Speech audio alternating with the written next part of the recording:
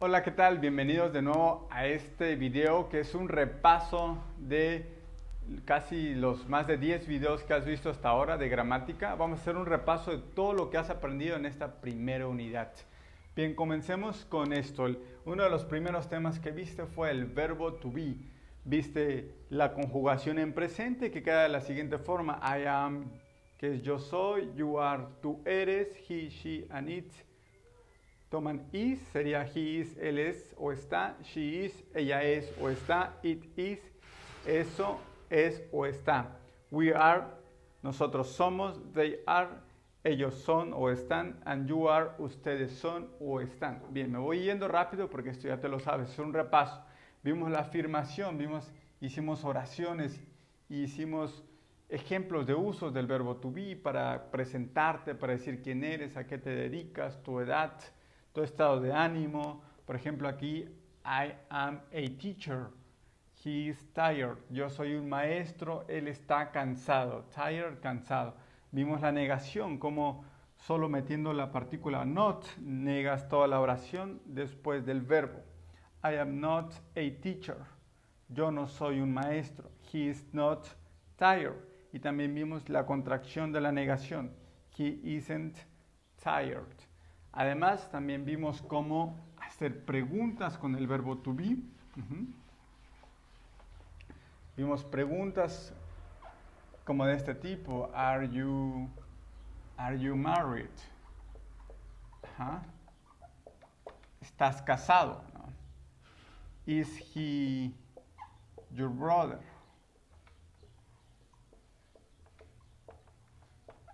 Él es tu hermano.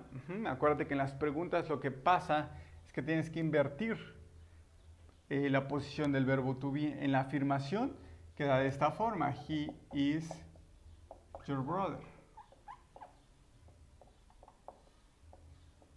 Y date cuenta cómo queda en la pregunta. Tienes que invertir la posición del verbo to be.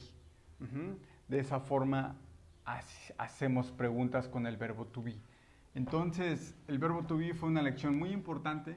Bueno, esto que acabo de escribir aquí te va a aclarar todo. Todas tus dudas se van a aclarar ahorita.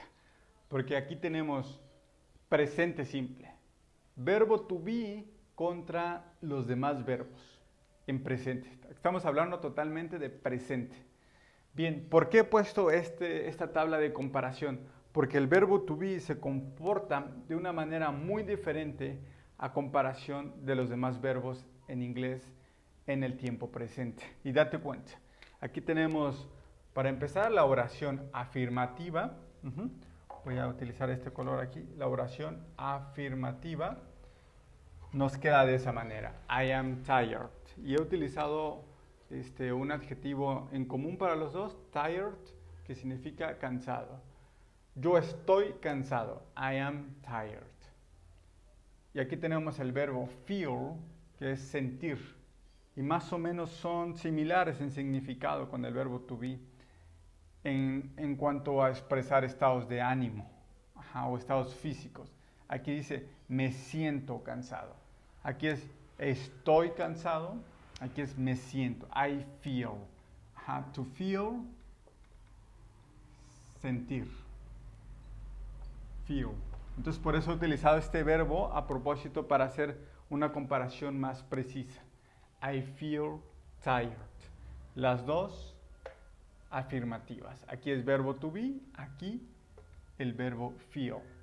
Veamos con otras personas. ¿Qué pasa en las terceras personas? He is tired y aquí es he feels. Acuérdate que en las terceras personas en presente tienes que agregarle una S. He, she, it. Y aquí en el verbo to be es is. He is tired, aquí he feels tired. Bien, el cambio lo vemos. El cambio, aquí es terceras personas. Aquí lo voy a poner, terceras personas. ¿Cómo se comporta?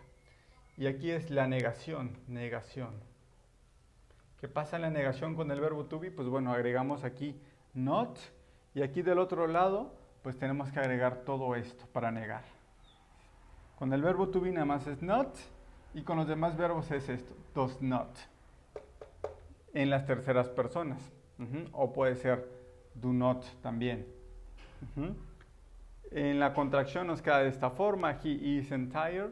Aquí la contracción quedaría así, he doesn't feel tired. La pregunta, ¿cómo quedan las preguntas? Chécate, preguntas aquí. Con el verbo to be tenemos que invertir la posición del verbo to be al principio.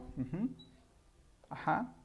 Y luego colocamos todo lo demás. Aquí en presente tenemos que empezar la pregunta con does or do, dependiendo del pronombre. Aquí es does he feel tired.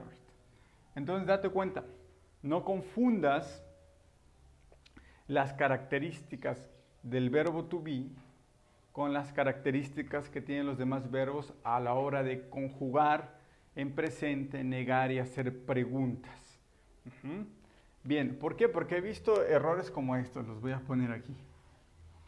He visto errores tan tremendos como este. Bien, y este tipo de oraciones los he visto en alumnos. No estoy diciendo que tú las vas a cometer, pero mira, he is do. ¿Qué es esto? O sea, no tiene ni pies ni cabeza. Aquí, he is do. Aquí empezó bien, porque es el verbo to be. Él es, pero acá está un verbo, el verbo to do, que significa hacer. Entonces no tiene sentido, esta oración no tiene sentido. Él es hacer, pues no se le entiende, ¿verdad? He is do, ¿no? Entonces, no, esto nunca lo hagas, nunca confundas el presente del to be con otros verbos. Bien, aquí es he is algo más, pero nunca le vas a meter otro verbo después del is. Puedes meterle he is my father o cualquier otra cosa, pero no otro verbo. Y aquí, she not dance. Aquí el error garrafal es que están negando. ¿Sí? El alumno quiso negar esta oración en presente con el verbo dance, que es bailar, pero lo negó como si fuera el verbo to be. No se acordó de que la regla de que es doesn't. He doesn't dance. Entonces, por eso tienes que estudiar para no cometer estos errores terribles, ¿no? Yo sé que les he dicho, cometan errores, sí, cometan errores, pero hay de errores a errores. Hay errores que sí se pasan, ¿no? Pero por ejemplo de decir he is do, ¿no? O sea, está totalmente fuera de lógica. También ¿no? Confundir las dos cosas. Por eso te acabo de hacer la tabla de comparación de cómo se comporta el verbo to be y cómo se comportan los otros verbos, para que no te pase ese tipo de errores. ¿Sale? Bueno, entonces nos vemos en la siguiente lección. Sigue estudiando, sigue echándole ganas. Nos vemos. Adiós.